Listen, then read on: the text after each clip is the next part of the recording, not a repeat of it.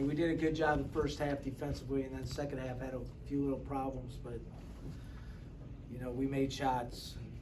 Every time they came back on us, they made a shot, so it ended up being a fairly easy win, if there is such a thing with us.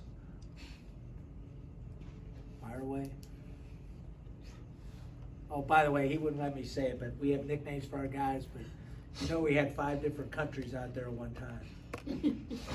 So, you know, it's Fusini, Duquesne, and Matouche, so we call them Duquesne is douche, Touche, and Foos. Just thought you'd like that little rhyme.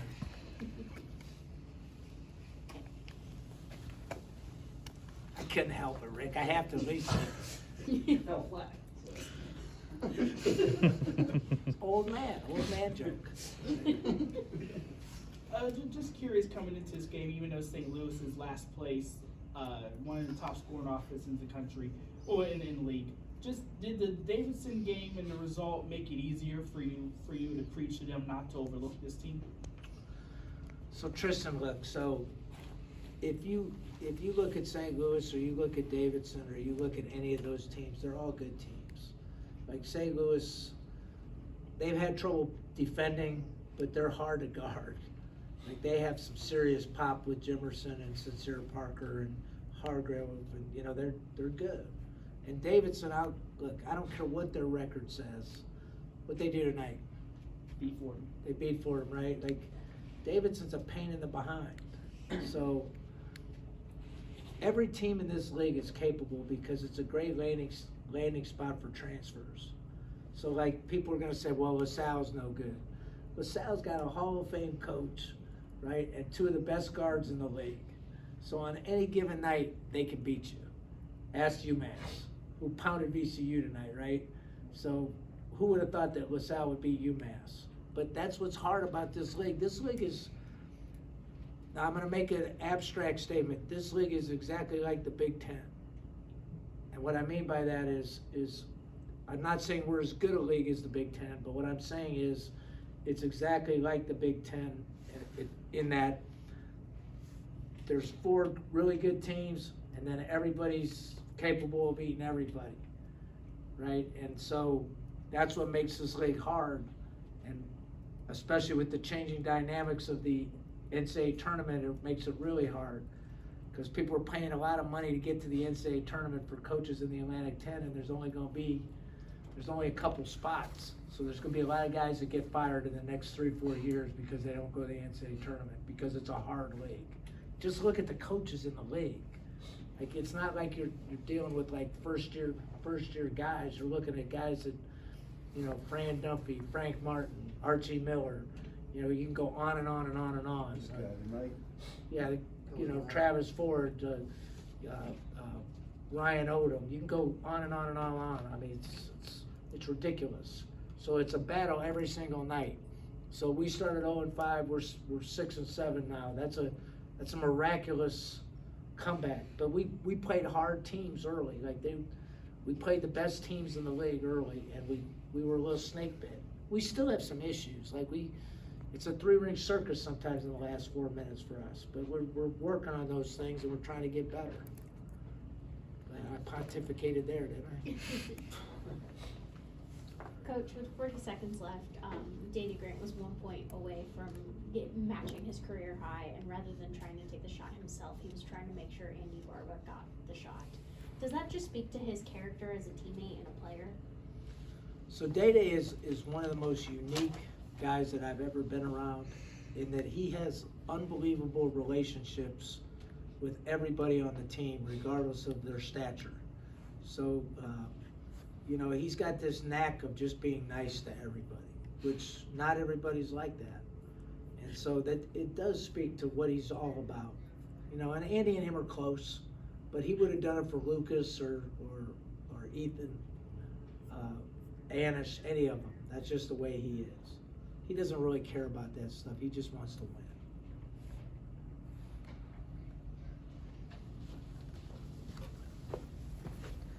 Obviously, Day-Day scored 31 tonight, but he really was working hard all night defensively. I mean, what can you say about his performance just overall throughout the game? Well, we've been working hard on making our guys understand what it takes for us to win. Like, we wanted to hold them under 60, and we kind of fell apart defensively in the second half. But they were loose in the second half. They were just letting them rip. So it's hard when, teams kind of let their hair down. But it says a lot. Like, he's really been coachable and really trying to let us help him get better, and really demand a lot out of him at both ends. I think he wants to be a good player, and that's what good players do.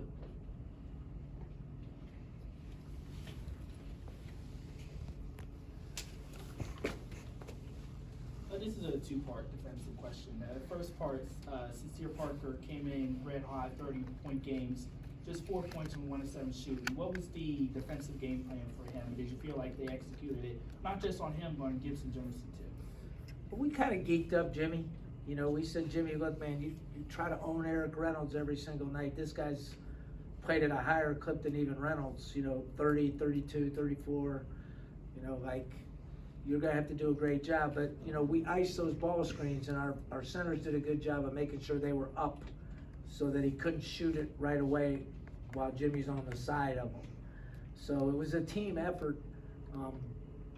But again, we made him work.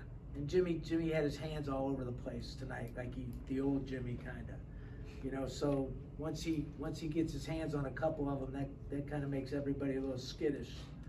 And I think, it's a tribute to him. We've been hitting him really hard on it, just trying to be more complete, more simple, assists, being more of a lockdown guy, less gambles. He's still gonna gamble his behind off, but you gotta live with someone when you can get as many steals as he gets. I asked you after the Davidson game, your struggles defensively against front court players were big, seemingly being able to go off. Since then, outside of Daron Holmes, who's an All-American, done really well against Fleming, Beman, and now Ezra only had about 6 points when the game was relatively close. Do you feel like you guys made good adjustments in the interior defense? I didn't like it tonight. I thought we did a pretty good job the first half on him, but not very good in the second half. You got to sit on his right shoulder. It's not rocket science. The guy's not going to the left shoulder. And then we didn't get to the double team either. Now, we were ahead, so, Fusini's the best one we got to get to the double team, and he didn't play as much tonight. But, we have to continue to improve in that area, but we've done a good job, of not getting hurt when we double team. Most people that double team give up those threes. We've done a really good job of not giving up threes. And I think that's been the key to our season, really, is our three-line defense is one of the best in the league, if not the best in the league. Now, they got some late on us, but they didn't have many in the first half.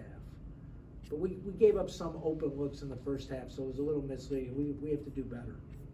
But they've been shooting at a high level. Mm-hmm. Is this what you've been kind of working towards with having the backcourt of Grant and Clark? Not to dismiss Rozier or any of the other guys, but is this your most comfortable situation, I think? We've kind of groomed Jimmy to be able to adapt into that. We're a little bigger, and that's one thing about DeMichael. He's such a tough guy. Like he rolled his ankle in practice 2 days ago, and he rolled it again tonight, but he got 9 more rebounds. So when you play him, you're getting a lot of intangibles. And he's chasing guys around. He makes mistakes, but man, every mistake he makes is going to be done in a hard manner. So I think that's helped us more than anything. Is we're a little bit bigger, and it gives us a guy that is willing to just run around and chase good players, and he contests shots. He rebounds the ball, and he's a good passer. He's a deceptive guy, man. You could say whatever, but he may be the main reason we turn this thing around when you really analyze it. It sounds crazy, but he's done a lot of really good things. Regardless of whether he scores or he doesn't score, he's always going to give you unbelievable effort. Guys like him.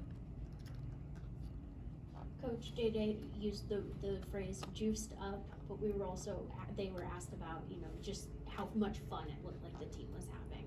Were you able to get in on a little bit of that fun, or were you still harping on the things that they were messing up? Because it just, you guys haven't been able to enjoy that, and so I'm just curious. So I'm gonna give you a little insight about coaching, and again, like, Shaka Smartin was my assistant at Akron, and we talk about this all the time. I've met him. If you're really like driven in this business, what happens is the lows always outweigh the highs. I mean, it's hard to really explain. So you never enjoy the moment because, you know, you lose and you're sick for about till you play again, and then when you win, you're worried about the next one. And so that's the hard part about the business, is you have to learn to try to enjoy the wins. But the problem is you win on Saturday and then you gotta play Tuesday night. At least let us play Wednesday so I can enjoy it for Sunday. I don't have to go to work. You know, and then we play Friday. We could, like, if we played Saturday, I could enjoy till, you know, we wouldn't have to practice tomorrow. So to answer your question, that's probably one of the worst things I do, is enjoy the good things. But this job makes you like that. It's, you know, you're never satisfied. You're always trying to get better. You're always worried about the next one. And if you do it for as long as I've done it, it really gets to you, you know, because you're always so paranoid about what's gonna happen next.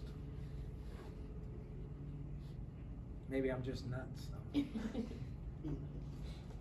So. Before this game, you had a 3-game stretch against teams that you had already faced once. And just on the outside, looks like you guys were able to make adjustments to have even better efforts against them. Coming up against a team like Fordham, who has a fairly simple strategy, at least defensively, are you guys going to do anything different against them going at their place, or will it be the same strategy as the first game since that worked out? You see what I mean? You got me on the next game already. They're simple to defend, but they're difficult because they play all that garbage defensively. You know, they play all that I formation, 1 guy zone, 4 guys man, total denial of your best players, trying to take your best players out. So the way I do things is I cram for exams. So I haven't even looked at Fordham since we played them. I might have seen them on TV or whatever, but I'm always on to the next one. So I haven't really watched anything since. I do think, you know, they've had some issues.